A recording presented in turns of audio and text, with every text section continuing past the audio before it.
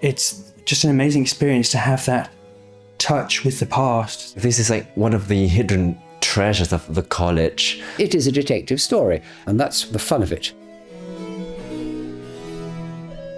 So this is the Wolfson Centre, which is our state-of-the-art facility for storage of our collections, for our conservation workshop, for object-based learning sessions, for digitization, 3D scanning. It's incredible the amount that we can do in here with this space. With the Wolfson Centre, being a part of a college, there is this great sense of wanting to bring in the community. So a unique aspect of RCM is that a portion of our collection is functional, and we take great care in making that possible for our researchers, staff, academics that come in and interact with these objects. There's this recognition with these functional items that they have a different purpose. While a painting is meant to be on a wall, an instrument initially is meant to be played. So the sensory experience of these items is important for how we honor them.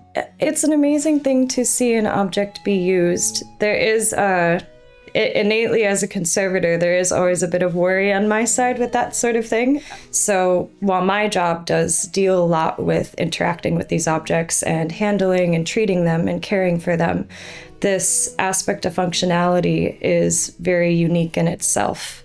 And we get to actually hear the instruments play. We get to have those audios for future. It's quite a lovely experience to have and to be a part of.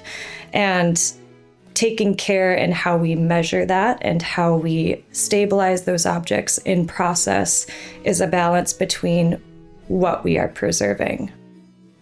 I'm at the Royal College of Music as a museum volunteer.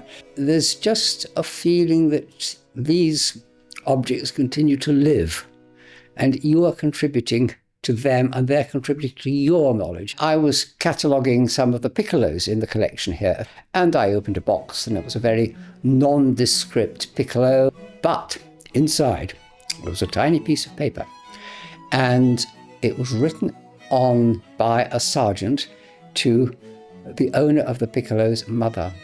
Dear Mrs. So-and-so, I regret to tell you that your son fell at the Battle of the Somme. That is history, living history in this museum. And it's precious. And it is discovering things like that that really motivate my work. Being part of a community of volunteers has been really nice. In a sense, we're all doing separate things, but under one umbrella, and it's being brought together under the sort of museum interests, I guess.